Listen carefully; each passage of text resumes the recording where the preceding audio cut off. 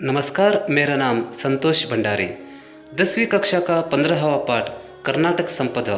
इस पाठ को पढ़ाने की छोटी सी कोशिश मैंने यहाँ पर की है। आइए देखेंगे।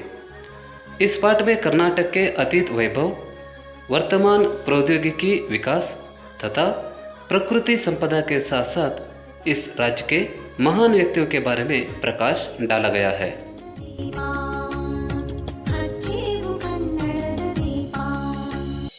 इस भारत देश के नक्शे में ये जो पीला रंग देख रहे हैं ना, ये है कर्नाटक राज्य। अब हम पूरा का पूरा कर्नाटक मैप देखेंगे। ये देखिए कर्नाटक राज्य, और यहाँ पर जो नीला रंग दिखाई दे रहा है ना, इसे अरबी समुद्र कहते हैं।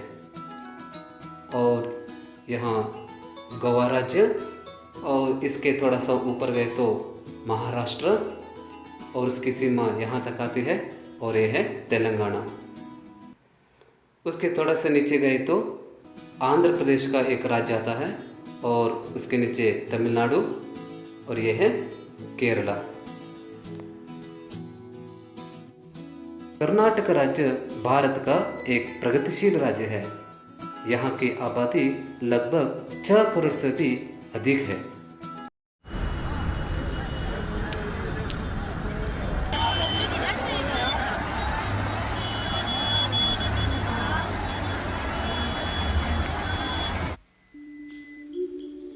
प्रकृति माता ने कर्नाटक राज्य को अपने हाथों से संवार कर सुंदर और समृद्ध बनाया है। कर्नाटक की प्राकृतिक सुषमा नयन मनोहर है।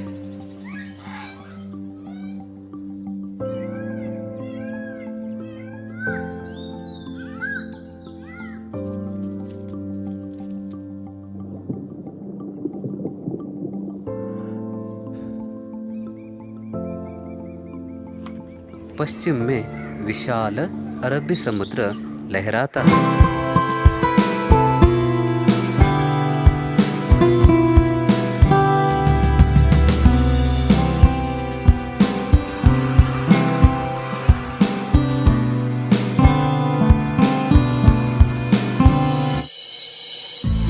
यहाँ पर जो लाल रंग की रेखा मैंने खींची है, इस भाग पर पश्चिम घाट के पर्वत को हम देख सकते हैं। तो देखिए, यह है पश्चिम घाट और यह है पूर्वी घाट, और इसके बीच में जो गांठ जैसे मैंने बनाया है, यहाँ पर नीलगिरी की पर्वत देख सकते हैं।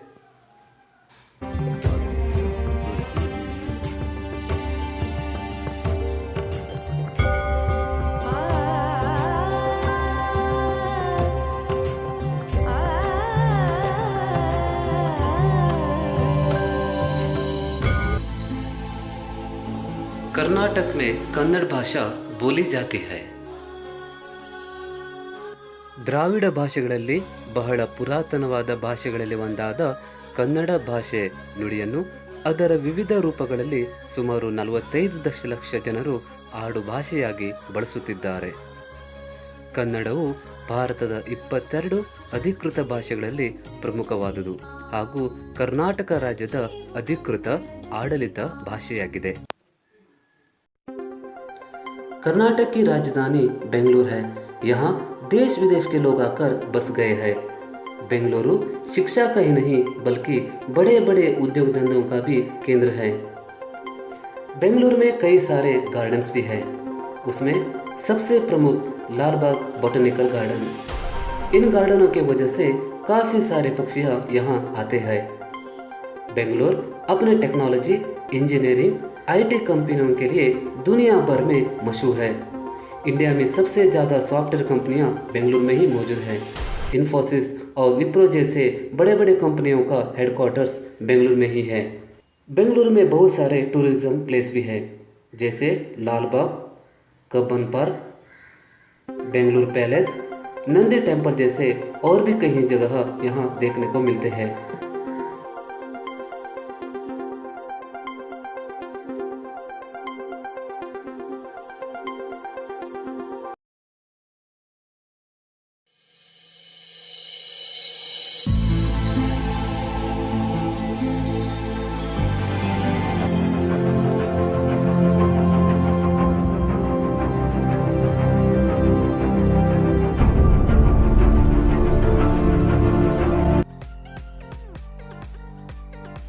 भारतीय विज्ञान संस्था भारत का वैज्ञानिक अनुसंधान और उच्च शिक्षा के लिए अग्रगण्य शिक्षा संस्थान है।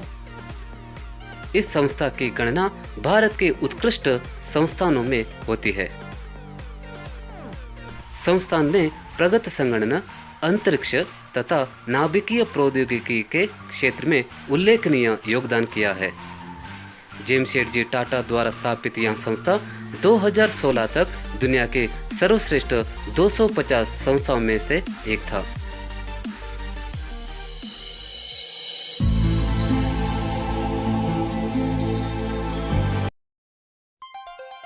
वैमानिकी के क्षेत्र में सर्वोत्कृष्टता हासिल करने भारत के सपने HAL पर साकार होते हैं। अपनी गुणवत्ता एवं विश्वसनीय शक्ति से HAL ने अपने लिए एक विशिष्ट स्थान हासिल कर लिया है। आज HAL दुनिया के श्रेष्ठ वैमानिकी कंपनियों में गिना जाता है, जो अनुसंधान एवं विकास से लेकर विनिर्माण तक हर कार्य में आगे है।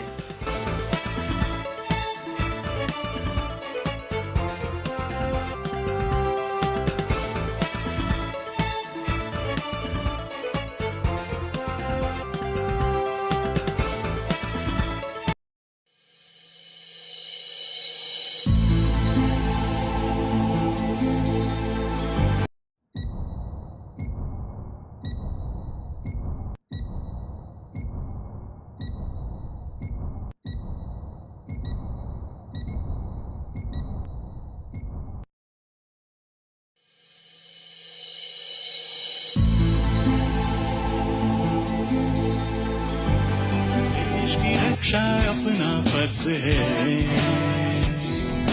भारत की है शान BL। देश की रक्षा अपना फर्ज है, भारत की है शान BL। भूमि जल हो या हो आसमान, वीर जवानों के साथ खड़े हरदम। अंधेरे में भी हम राह को रोशन करें।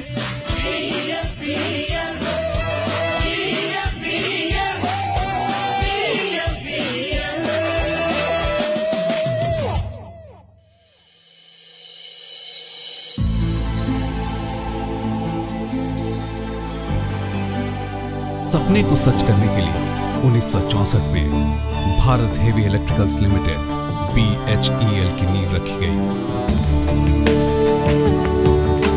जिसका उद्देश्य था भारत को विद्युत उपकरण निर्माण के क्षेत्र में आत्मनिर्भर बनाना।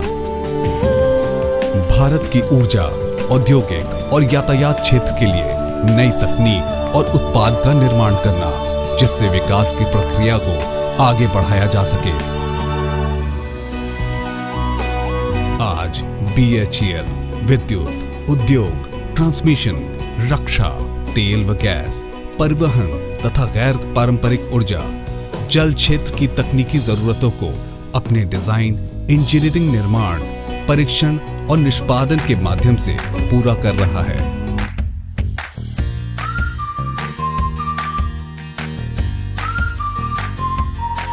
गुलाम भारत में जन्म लेने के बावजूद अपने काबिलियत के दम पर न सिर्फ भारत में बल्कि पूरे विश्व में नाम कमाया। सर CV रामन का जन्म 7 नवंबर 1888 को तमिलनाडु के तिरुचिरापल्ली में हुआ था।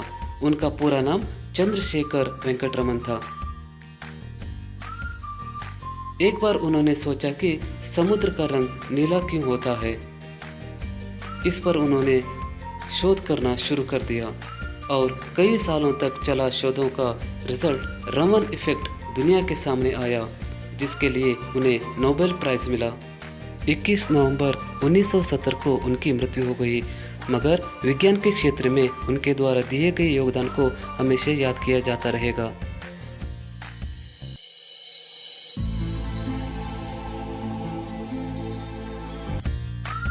भारत रत्न सर M विश्वेश्वरैया एक प्रख्यात इंजीनियर थे। उन्होंने आधुनिक भारत के निर्माण में बहुत महत्वपूर्ण भूमिका निभाई है। भारत के निर्माण में उनके योगदान को देखते हुए भारत सरकार ने उन्हें सन 1955 में भारत रत्न देकर सम्मानित किया। भारत में उनके जन्मदिन को इंजीनियर्स डे के रूप में मनाया जाता है। उन्होंने मैसूर के कृष्णराज सागर बांध का निर्माण कराया। 72 साल, एक साल के लिए 365 दिन, दिन के लिए 24 घंटे, घंटे के लिए 60 मिनट्स, मिनट के लिए 60 सेकेंड्स, तो 72 साल के लिए कितने सेकेंड्स? कैलकुलेटर को पकड़कर इसका जवाब पाने के लिए हमें कम से कम 3 मिनट को तो लगेंगे, लेकिन ये महिला बिना कैलकुलेटर की सहायता से कुछ ही सेकंड में उत्तर देंगी। उनका नाम है शकुंतला देवी। उन्हें ह्यूमन कंप्यूटर के नाम से भी जाना जाता है। CNR राव भारतीय रसायनज्ञ है जिन्होंने घन अवस्था और संरचनात्मक रसायन शास्त्र के क्षेत्र में मुख्य रूप से काम किया है। उन्हें पद्मश्री, पद्म विभूषण और वर्ष 2013 में भारत सरकार ने उन्हें भारत के सर्वोच्च नागरिक पुरस्कार भारत रत्न से सम्मानित किया। इन्फोसिस भारत की दूसरी बड़ी सॉफ्टवेयर कंपनी है। वर्तमान में उसकी संपत्ति लगभग 82 करोड़ से भी ऊपर है। इस कंपनी के संस्थापक नारायण मूर्ति है। वे इस कंपनी के शुरुआत से लेकर 21 साल तक इसके CEO रहे हैं। उन्होंने सबसे पहले सॉफ्ट्रॉनिक्स नामक कंपनी खोली, लेकिन वह नुकसान हुई। उसके बाद पुणे में पटनी नामक सॉफ्टवेयर कंपनी खोली। आखिर में 1981 में इन्फोसिस नामक कंपनी खोली। उस समय उनके पास पैसों की बहुत कमी थी। उनकी पत्नी श्रीमती सुधा मूर्ति ने उन्हें 10,000 रुपये कंपनी के लिए दे दिए। नारायण मूर्ति के मन में शुरुआत से ही समाज के लिए कुछ ना कुछ करने की बहुत इच्छा थी। इन्फोसिस फाउंडेशन जो 1996 में अस्तित्व में आई थी, उनमें शिक्षा, स्वास्थ्य, ग्रामीण विकास के क्षेत्र में बहुत काम किया है।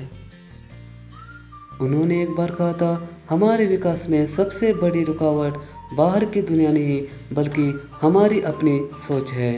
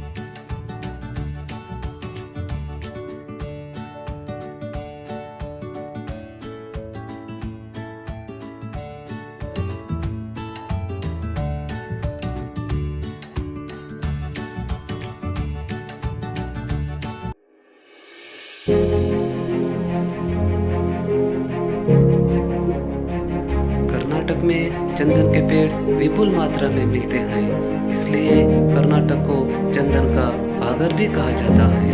यहाँ चंदन का तेल, साबुन और कलाकृतियाँ भी बनाई जाती हैं।